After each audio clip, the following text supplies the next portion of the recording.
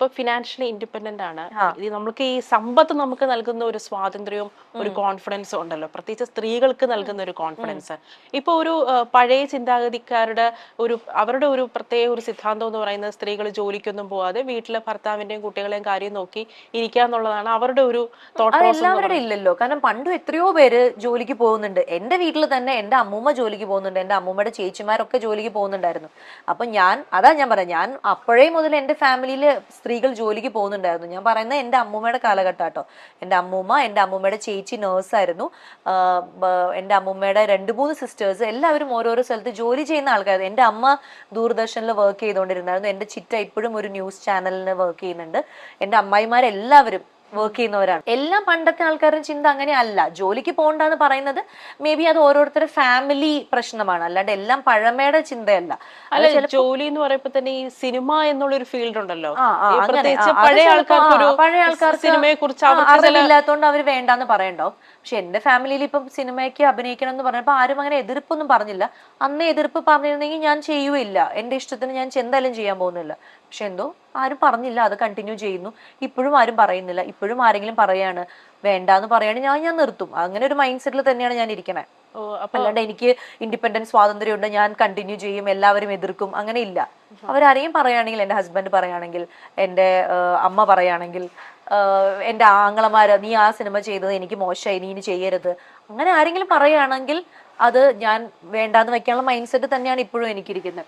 പക്ഷേ ഞാൻ ഈ നേരത്തെ പറഞ്ഞ പോലെ നമ്മൾ ജീവിക്കുന്ന ഒരു സിറ്റുവേഷൻ, എന്താ പറയാ, നമ്മളെല്ലാം പോസിറ്റീവായിട്ട് കാണാൻ നമ്മളെ തന്നെ പഠിപ്പിക്കുന്നതുകൊണ്ട് അങ്ങനെ ഒരു പോസിറ്റീവ് ഫാമിലിയാണ് എനിക്ക് കിട്ടിയത്. അത് മേ ബി എന്റെ ലക്കായിരിക്കും, എന്തോ അറിയില്ല. പക്ഷെ ഞാൻ പറയുന്നത്, ഞാൻ അങ്ങനെ ഒരു സിറ്റുവേഷൻ വന്നു കഴിഞ്ഞാൽ അത് ഫേസ് ചെയ്യാൻ റെഡിയാണ്.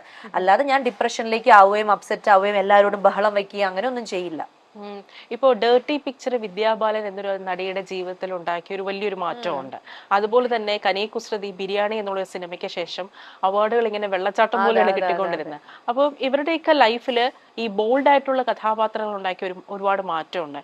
ഇപ്പോൾ സ്വാസിക തന്നെ പറഞ്ഞിട്ടുണ്ടായിരുന്നു, സിനിമകളുടെ തെരഞ്ഞെടുപ്പിൽ അമ്മയുടെ ഒരു ഇൻവോൾവ്മെന്റ് ഉണ്ടായിരുന്നു. അപ്പം ഈ ചതുരം എന്നുള്ളൊരു സിനിമ ആ സമയത്ത് സ്വാസിക എന്നൊരു നടിയുടെ ഒരു പെർഫോമൻസ് മാത്രമല്ല, ഒരു നടിയുടെ ഒരു കാലിബർ അത് വ്യക്തമാക്കിയ ഒരു പെർഫോമൻസും കൂടിയാണ്. പേഴ്സണലി അതിനകത്ത് സ്വാസികയുടെ പെർഫോമൻസും ആ സിനിമയും എനിക്ക് ഒരുപാട് ഇഷ്ടപ്പെട്ടായിരുന്നു. പ്രത്യേകിച്ച് അതിന്റെ ക്ലൈമാക്സ് സീൻ, സ്വാസിക ഡ്രൈവ് ചെയ്തിട്ട് റോഷൻ അവിടെ ലെഫ്റ്റ് സീറ്റിൽ ഇരിക്കുന്ന ആ ഒരു സീൻ എനിക്ക് ഒരുപാട് ഇഷ്ടപ്പെട്ട ഒരു സീനാണ്.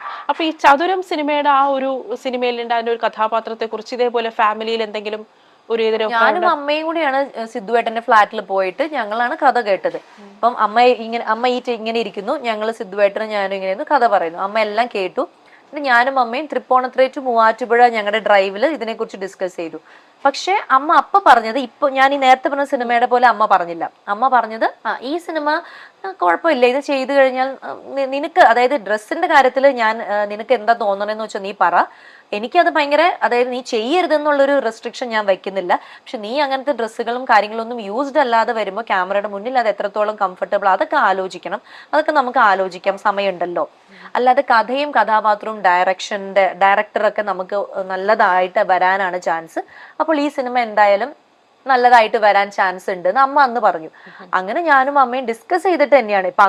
ഇപ്പൊ അമ്മ പറഞ്ഞ പോലെ അന്ന് പറയുകയാണെങ്കിൽ ആ സിനിമ ചെയ്യില്ല. പക്ഷെ ഞാൻ ഡിസ്കസ് ചെയ്തപ്പോൾ അമ്മ അങ്ങനെ പറഞ്ഞില്ല. അപ്പൊ ഞാൻ ചോദിച്ചു എന്താ അമ്മ അങ്ങനെ പറയാത്തതെന്ന് ചോദിച്ചപ്പോൾ അമ്മയ്ക്ക് ഒന്നിനും റീസൺ ഇല്ല. അമ്മ പറയുന്നത്, എനിക്ക് ഒരു തോന്നൽ, എന്റെ അമ്മ ഭയങ്കര വിശ്വാസിയാണ്, മേ ബി അമ്മയ്ക്ക് എന്തെങ്കിലും തോന്നൽ വരുമായിരിക്കും എന്റെ മകൾക്ക് ഇത് നല്ല, അതെനിക്ക് പണ്ട് മുതൽ അനുഭവം ഉള്ളതാണ്. എന്റെ അമ്മ വേണ്ട എന്ന് പറയുന്ന ഒരു കാര്യം ഞാൻ ചെയ്തു കഴിഞ്ഞാൽ അത് നാശമായിരിക്കും അതിന്റെ റിസൾട്ട്. എന്റെ അമ്മ വേണ്ടാന്ന് പറയുന്ന കാര്യം ഞാൻ ചെയ്യാതെ അവോയ്ഡ് ചെയ്ത് മാറിക്കഴിഞ്ഞാൽ അതിന്റെ ഗുണം ഞാൻ നേരിട്ട് കണ്ടിട്ടുണ്ട്. അപ്പൊ എനിക്കറിയാം അമ്മ പറയുന്നത് നല്ലതാണോ ചീത്തയാണോ, അത് അമ്മ എന്ത് കഴിവാണോ, അതിനെക്കുറിച്ച് ഡിസ്കസ് ചെയ്യാൻ എനിക്ക് അറിയില്ല, അത് എന്താ റീസൺ എന്നറിയില്ല. പക്ഷെ എന്റെ അമ്മ നോ പറഞ്ഞു കഴിഞ്ഞാൽ ആ നോയിൽ സ്റ്റിക്ക് ഓൺ ചെയ്യാൻ നമ്മൾ മനസ്സ് കാണിച്ചു കഴിഞ്ഞാൽ അത് നല്ല റിസൾട്ട് ആയിരിക്കും. എസ് പറഞ്ഞു കഴിഞ്ഞാൽ ആ എസിനോട് മുമ്പോട്ട് പോയി കഴിഞ്ഞാൽ അത് നല്ല റിസൾട്ട് ആയിരിക്കും. അങ്ങനെയാണ് എനിക്ക് ഈ 33 വയസ്സ് വരെ വന്നിരിക്കുന്നത്. അത് എൻ്റെ അമ്മയുടെ ഒരു അണ്ടർസ്റ്റാൻഡിങ് എന്നെ കുറിച്ചിട്ട് മറ്റാരേക്കാൾ നന്നായിട്ട് എൻ്റെ അമ്മയ്ക്ക് തന്നെയാണ് എന്നെ അറിയുള്ളൂ. അത് ഈച്ച് ആൻഡ് എവ്രി കാര്യങ്ങളും എൻ്റെ അമ്മയ്ക്ക് അറിയാം. ഞാൻ വിഷമിക്കുന്നത്, സന്തോഷിക്കുന്നത്, ഏത് കാര്യത്തിലാണ് എക്സൈറ്റഡ് ആവുന്നത് എല്ലാം അറിയാം. അപ്പൊ അതുകൊണ്ട് തന്നെ അമ്മ ഒരു ബൗണ്ടറി വരച്ചിട്ടുണ്ട്. ആ ബൗണ്ടറിക്ക് അപ്പുറത്ത് ഉള്ള ഒരു സന്തോഷം നിനക്ക് നല്ലതാവില്ല. അത് അനുസരിക്കുന്നതുകൊണ്ട് എനിക്ക് നല്ല ഗുണം കിട്ടിയിട്ടുണ്ട്. അപ്പൊ അതുകൊണ്ടാണ് ഞാൻ പറഞ്ഞത് എനിക്ക് എൻ്റെ അമ്മ പറയുന്ന വഴിയിലൂടെ പോകുന്നത് എനിക്ക് ഇഷ്ടമാണ്. അതാണ് ഞാൻ പറഞ്ഞത്. ഞാനിപ്പോൾ എത്ര ഇൻഡിപെൻഡൻ്റ് ആണെങ്കിലും, ഞാൻ ഏൺ ചെയ്യുന്നുണ്ടെങ്കിലും ഒക്കെ അമ്മ പറയാണ് അത് വേണ്ട, ഈ പൈസ ഇപ്പം അതിന് ചിലവാക്കണ്ട, ഈ പൈസ ഇപ്പം ഇവിടെ വെക്ക്, അല്ലെങ്കിൽ ഈ പൈസ എനിക്ക് താ, ഞാനത് ഇത് ചെയ്യാന്ന് പറഞ്ഞു കഴിഞ്ഞാൽ ഞാനത് കൊടുക്കും. ഇപ്പോഴും അങ്ങനെ തന്നെയാണ് ഞങ്ങളുടെ ഒരു ജീവിതം പോകുന്നത്. അത് പറഞ്ഞ് കേൾക്കുമ്പോൾ എനിക്ക് അതിന്റെ ഗുണം കിട്ടുന്നുണ്ട്. അത് എത്രത്തോളം എല്ലാവർക്കും കിട്ടും എന്ന് എനിക്ക് പറയാൻ പറ്റില്ല. അതുകൊണ്ട് നിങ്ങളും നിങ്ങളുടെ അമ്മ പറയുന്ന കേൾക്കണം, അമ്മയുടെ അങ്ങനെയൊന്നും ഞാൻ പറയാൻ ആഗ്രഹിക്കുന്നില്ല. അതൊക്കെ ഓരോരുത്തരുടെ ജീവിതം. എൻ്റെ ജീവിതത്തിൽ എൻ്റെ അമ്മയുടെ ഒരു പ്രസൻസ് അല്ലെങ്കിൽ അമ്മയുടെ ഒരു ഇൻഫ്ലുവൻസ് എനിക്ക് ഭയങ്കര നല്ലതായിട്ട് വന്നിട്ടുള്ളൂ.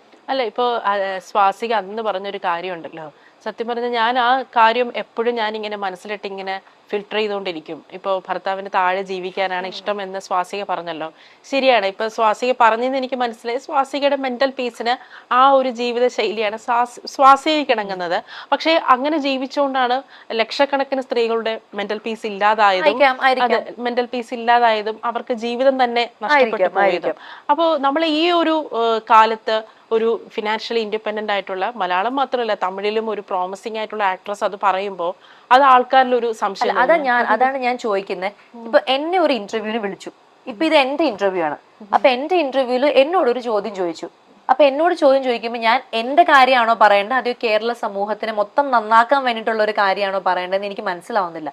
ഇപ്പൊ കേരളം സമൂഹത്തിലെ എല്ലാ ആൾക്കാർക്കും നല്ലത് മാത്രമേ പറയുന്ന രീതിയിലുള്ള ഒരു കോൺവെർസേഷൻ ആണ് നമ്മൾ ചെയ്യുന്നെങ്കിൽ ഞാൻ അവർക്ക് വേണ്ടി സംസാരിക്കാം. പക്ഷെ എനിക്ക് എല്ലാവരുടെയും കാര്യം പറയാൻ പറ്റില്ലല്ലോ. എന്റെ ഇഷ്ടമല്ല ചോദിക്കുന്നത്. എന്നോട് അന്ന് ഇന്റർവ്യൂ ചോദിച്ച എന്റെ ഭർത്താവിന്റെ അടുത്തുള്ള കോൺസെപ്റ്റ് ആണ് ചോദിച്ചത്.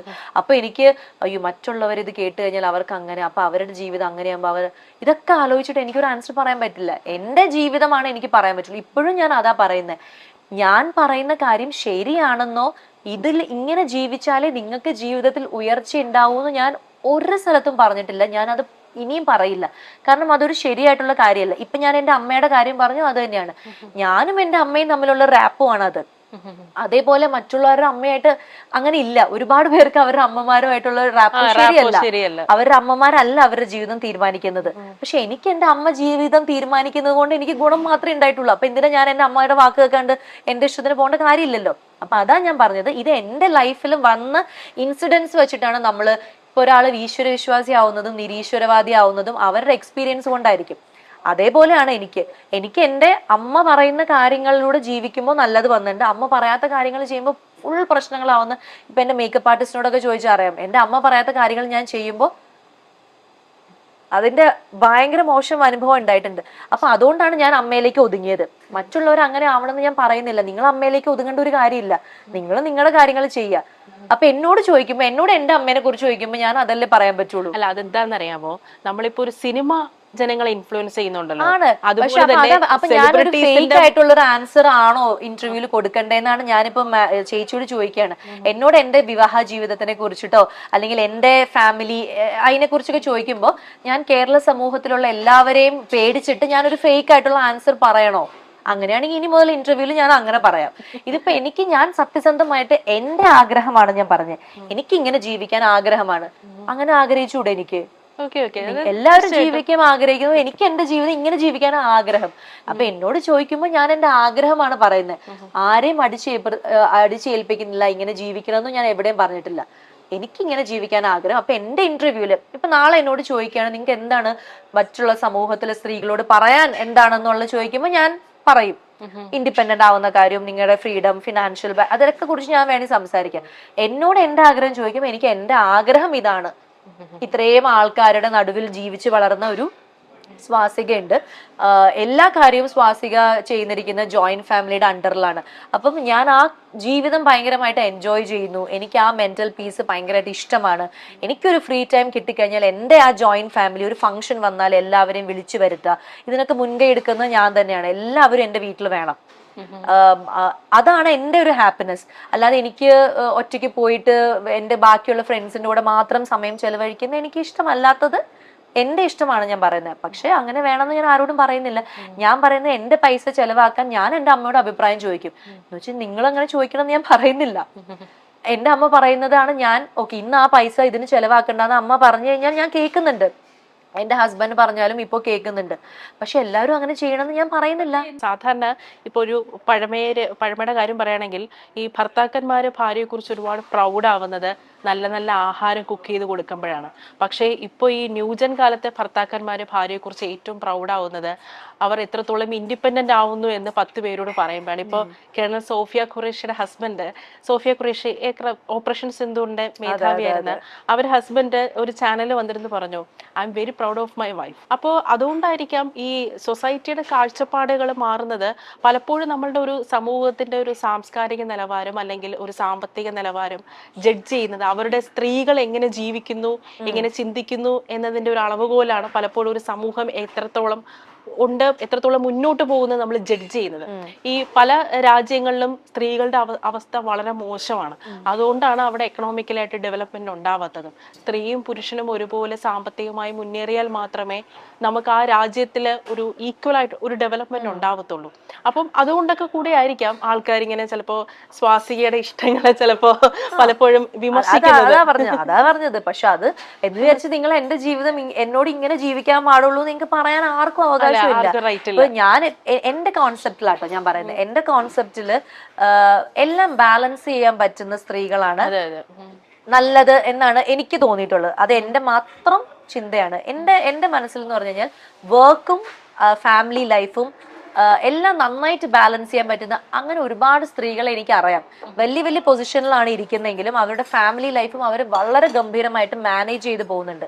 ഈ പറഞ്ഞ കുക്കിംഗ് വരെ അവര് എന്താ പറയാ അവരുടെ ഭർത്താക്കിനോ അല്ലെ മക്കൾക്കോ ഒക്കെ അവർക്ക് ഇഷ്ടപ്പെട്ട സാധനങ്ങളൊക്കെ കുക്ക് ചെയ്ത് കൊടുത്തിട്ട് വരെ വലിയ വലിയ പൊസിഷനിൽ ഇരിക്കുന്ന ആൾക്കാരെയും എനിക്ക് പേഴ്സണലി അറിയാം. അപ്പൊ എന്റെ ഒരു കോൺസെപ്റ്റ് അല്ലെങ്കിൽ ഞാൻ ആഗ്രഹിക്കുന്നത് അങ്ങനെ ആവാനാണ്. എല്ലാം ബാലൻസ് ചെയ്ത് കൊണ്ടുപോകാൻ എനിക്ക് പറ്റണമേ. അത് ഇതുവരെ എനിക്ക് പറ്റിയിട്ടില്ല, പക്ഷെ അത് പറ്റണമേ എന്നാണ് എൻ്റെ ഒരു ആഗ്രഹം.